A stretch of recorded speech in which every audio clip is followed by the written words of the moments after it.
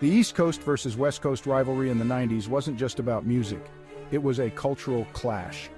At the heart of this storm were two titans, the Notorious B.I.G, hailing from Brooklyn, and Tupac Shakur, representing the streets of Los Angeles. Their feud, fueled by media hype, personal differences, and a potent dose of ego, became hip-hop's most infamous rivalry. Christopher Wallace, better known as Biggie Smalls or the Notorious B.I.G, emerged from the streets of Brooklyn with a lyrical prowess that was both captivating and intimidating. On the other side of the country, Tupac Amaru Shakur, named after the revolutionary Inca emperor, brought his own brand of fire to the microphone. Tupac's music was a blend of social consciousness, anger, and vulnerability, making him a voice for the disenfranchised and a lightning rod for controversy. The tension between the coasts wasn't new, but the rivalry between Biggie and Tupac brought it to a boiling point. Their rivalry, as destructive as it was, also pushed both artists creatively. Before he was Biggie Smalls, he was just Christopher Wallace, a kid from Brooklyn with a gift for words.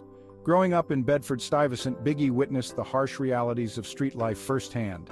These experiences would later form the foundation of his gritty and often autobiographical lyrics. Biggie's demo tape, featuring the now legendary Track Party and Bullshit, landed in the hands of Sean Puffy Combs, a young A&R executive at Uptown Records. Recognizing Biggie's raw talent, Puffy took him under his wing. Under Puffy's guidance, Biggie honed his skills, developing the persona of the Notorious B.I.G, a larger-than-life figure who commanded attention. Biggie's debut album, Ready to Die, released in 1994, was an instant classic. Tracks like Juicy and Big Papa became anthems, solidifying Biggie's place as a major force in hip-hop. Biggie's success was not just about his music, it was also about his persona. Tupac Shakur's journey began on the opposite coast, in the tough streets of East Harlem, New York. Born into a family with a history of activism and Black Panther Party ties, Tupac was exposed to social injustice from a young age. This upbringing instilled in him a deep sense of empathy for the marginalized and fueled his passion for social change. As a teenager, Tupac's family moved to Marin City, California, where he began to explore his artistic talents. He enrolled in the Baltimore School for the Arts, where he studied acting, poetry, and dance. In 1991, Tupac burst onto the music scene with his debut album, Tupacalypse Now. The album, raw and politically charged, immediately established Tupac as a voice for the voiceless. His lyrics, often controversial, tackled issues like police brutality, poverty, and racism, resonating deeply with a generation disillusioned by social inequalities.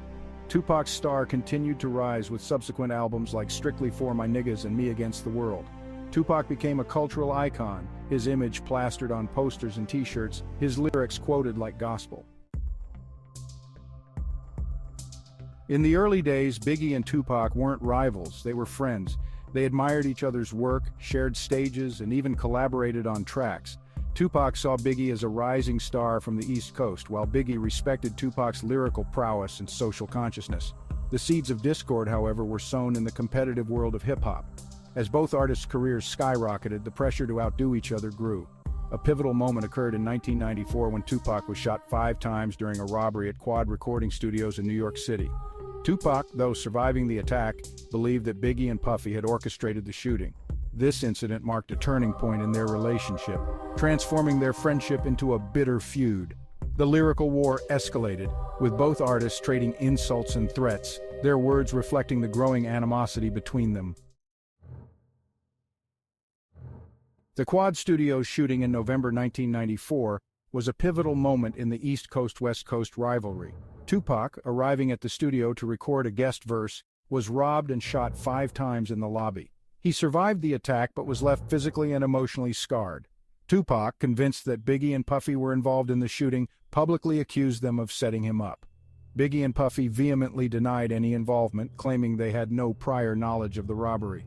The shooting, regardless of who was responsible, created a climate of fear and paranoia. It transformed what was once a friendly competition into a bitter feud, with both sides suspicious and distrustful of the other. The rivalry between Biggie and Tupac wasn't just fought on the streets or in the courts of public opinion, it also played out on wax. Both artists, masters of wordplay and storytelling, used their lyrical skills to attack and belittle each other. Tupac's Hit 'Em Up, released in 1996, is widely regarded as one of the most scathing diss tracks of all time. Over a menacing beat, Tupac unleashes a torrent of venom directed at Biggie, Puffy, and their bad boy entourage. Biggie's response, "Who shot ya?" was more subtle but no less potent. The diss tracks, while entertaining for fans, only served to escalate the rivalry. The lyrical warfare, though showcasing their verbal dexterity, ultimately contributed to the toxic atmosphere that surrounded the East Coast-West Coast rivalry. As the rivalry between Biggie and Tupac raged on, the lines between their public personas and their private lives became increasingly blurred. The media, eager to capitalize on the drama, fueled the fire, often exaggerating events and fabricating stories to create more sensational headlines. This constant scrutiny and pressure took a toll on both artists, impacting their personal relationships and their mental well-being. Both Biggie and Tupac found themselves constantly surrounded by entourage, yes-men, and hangers-on, many of whom were drawn to the allure of fame and fortune rather than genuine friendship. They were surrounded by temptation with easy access to drugs, alcohol, and weapons, all of which exacerbated the volatile situation. The constant threat of violence was ever present. The rivalry was a tragedy not just for Biggie and Tupac, but for everyone who loved them. The world watched in shock and disbelief as the East Coast-West Coast rivalry reached its tragic climax. On September 7, 1996, Tupac Shakur was gunned down in a drive-by shooting in Las Vegas, Nevada. He was just 25 years old. 6 months later, on March 9, 1997, the Notorious B.I.G. suffered the same fate, shot and killed in a drive-by shooting in Los Angeles. He was only 24. The deaths of Tupac and Biggie sent shockwaves through the music industry and beyond. Despite their short lives and tragic deaths, the legacies of Tupac and Biggie continue to loom large over hip-hop culture and beyond. Their music, raw and powerful, continues to resonate with listeners of all ages and backgrounds. Their lyrics, often autobiographical and socially conscious, offer a glimpse into the realities of street life and the struggles faced by marginalized communities. The murders of Tupac Shakur and the Notorious B.I.G. remain unsolved, fueling countless conspiracy theories and speculation. The lack of closure surrounding their deaths has only added to their mystique, making them almost mythical figures in the annals of hip-hop history.